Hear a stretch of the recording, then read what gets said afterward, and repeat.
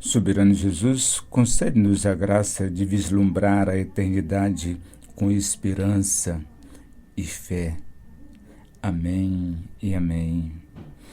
Amigos, estamos de volta, vamos considerar o capítulo 14 de Jó. Nesse capítulo, vamos dar a ele o seguinte título: Até quando, Senhor? A fragilidade humana e a esperança imortal. Nesse capítulo, nós iremos aprender que a brevidade da vida deve nos levar à humildade, não à rebeldia.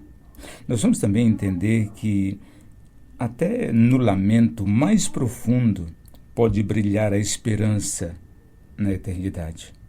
Então, nós veremos também que, como Jó antecipa, a doutrina da ressurreição, mesmo em meio ao desespero, ou seja, lá está o embrião dessa doutrina que é desenvolvida com muita clareza no Novo Testamento.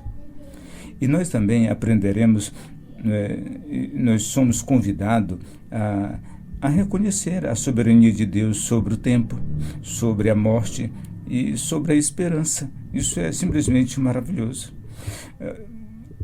Um tema para esse estudo de hoje, ou seja, o que o capítulo trata de modo resumido, nós podemos dizer o seguinte, que Jó lamenta a condição miserável em que o homem, a condição miserável do homem nessa existência. Ele diz: nasci de mulher, cheio de angústia, como uma flor que murcha ou como uma sombra que passa. Mas, em meio ao lamento, ele expressa uma pergunta radical. Se o homem morre, ele pergunta, pode tornar a viver? Nós temos a resposta para essa pergunta, porque temos a revelação completa. Sim, a resposta é sim. A Escritura diz no Novo Testamento, Paulo escrevendo aos Coríntios, ele diz que Cristo Jesus é a primícia dos que dormem. Então isso é maravilhoso. Então, como introdução a esse capítulo, eu quero dizer o seguinte, que poucos textos das Escrituras tocam tão diretamente nas perguntas mais dolorosas da existência humana quanto o capítulo 14 de Jó. Então aqui o patriarca, cansado, derrama sua alma diante de Deus, não apenas contra o sofrimento, mas contra a fragilidade da vida em si. Diante da brevidade da existência humana, Jó então questiona, ele diz, nasce o homem de mulher, vive breve tempo, cheio de inquietações, quem fará puro o que é impuro? Também sabemos a resposta, Cristo Jesus. A Bíblia diz que o sangue de Cristo Jesus nos purifica de todo pecado. Só o sacrifício de Cristo Jesus é que nos faz puro diante de Deus. Então, nesse capítulo, nós vamos encontrar não apenas o clamor de desespero, mas um grito de alma que ecoa por todas as gerações. Ele diz, se o homem morre, tornará a viver? Sim, tornará a viver. Então, essa pergunta que atravessa a história da humanidade, ela encontra no próprio livro de Jó um vislumbre da resposta, não baseado na lógica ou na esperança plantada, mas na esperança plantada pelo próprio Deus. Nessa verdade revelada, na palavra de Deus. Então, essa esperança está aqui embrionariamente, sendo plantada, na revelação divina.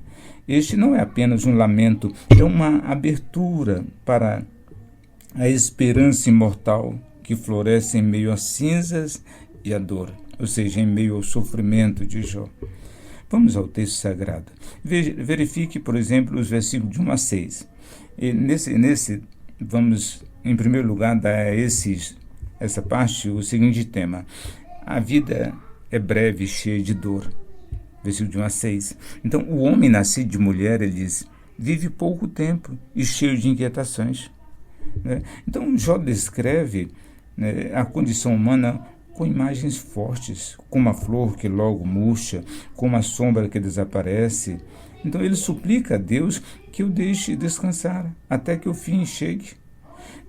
Então, observe isso. A fragilidade da vida, meus queridos amigos, nos chama à humildade. Nós não somos eternos aqui. Nós precisamos estar preparados para a eternidade. Mas aqui a nossa vida é passageira, lembre disso.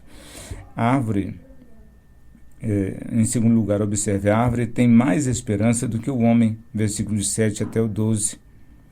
Para a árvore há esperança, mas para o homem morre e fica prostrado. Então, versículo 7 e versículo 10. Então, Jó observa que até uma árvore cortada pode brotar de novo. Mas o homem, quando morre, não se levanta. Esse contraste intensifica o seu sentimento de desamparo. O que ele está dizendo, ou seja, mas haveremos de levantar? Sim, claro, na ressurreição. Então, a natureza se renova, Jó diz, e o homem não. Mas na morte, para aquele que coloca a esperança em Cristo Jesus, há uma semente da eternidade, que Deus mesmo nos ressuscitará. A Escritura diz que haveremos de ouvir a voz de Deus e todos aqueles que ouvirem haverão de sair. Chegará o momento em que todos aqueles que estão nos túmulos haverão de ouvir a voz de Deus.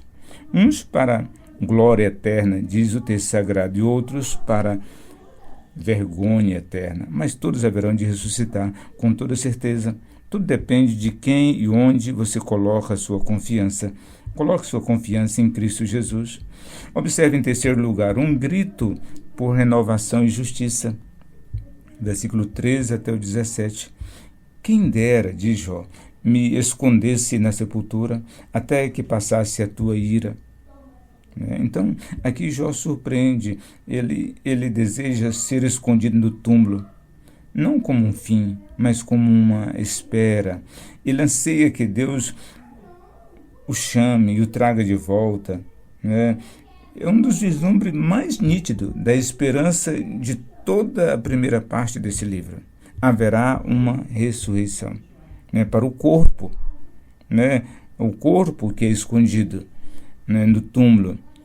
A alma, ela vive na eternidade, mas nosso corpo haverá de ressuscitar, é o que diz a Escritura Sagrada.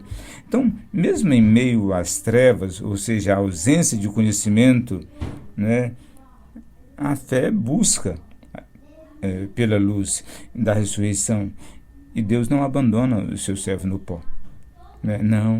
Não abandona. Sobre hipótese alguma, haveremos de ressuscitar, com toda certeza.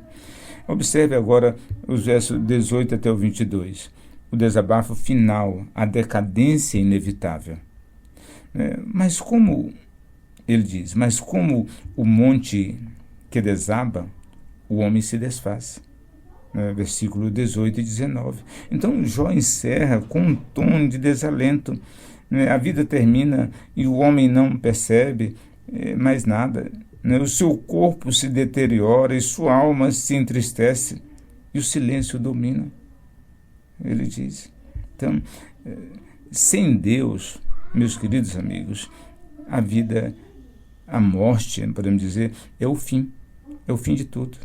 Mas com Deus é uma travessia, e uma travessia gloriosa e maravilhosa. Jó ainda não vê tudo, mas sua fé aponta para a eternidade. Ele não tem a revelação completa, a revelação de Deus é progressiva, pouco a pouco. Então, aquilo que no Velho Testamento era apenas uma sombra, no Novo Testamento é muito claro. Isso é impressionante. Então, observe o seguinte, João Calvino, ele comentando esse capítulo, ele diz o seguinte, que a consciência da morte deve nos conduzir à piedade, pois somos como um vapor. Matthew Henry, ele diz, Jó chorava, mas suas lágrimas tinham um brilho, Deus haveria de lembrar-se dele. Então, Thomas Watson, ele diz o seguinte, que a morte não é o túmulo do crente, daquele que crê, daquele que coloca sua confiança em Cristo Jesus, mas o portão para a glória. Gerardo Voz, ele diz o seguinte, mesmo no Antigo Testamento, a esperança na ressurreição já lançava suas raízes, ou seja, a revelação progressiva de Deus. Aquilo que no Novo Testamento é claro, no Velho Testamento é apenas uma sombra. Foi Agostinho que diz, no Velho Testamento é uma flor fechada, é o botão da flor. No Novo Testamento nós temos a flor desabrochada, na sua beleza completa. Então, isso é incrível. Então, Jó 14 nos lembra que a vida é curta, né? A vida é real, né? E nessa vida que a dor é intensa e é verdadeira, e não há como escondermos dela, né? A morte parece, nesse mundo em que estamos vivendo, a morte parece ter a última palavra. Mas a fé ousa perguntar: se o homem morre, tornará a viver? Então, a resposta divina é um eco que percorre as Escrituras até a cruz de Cristo e o túmulo vazio. Sim, ele viverá para sempre.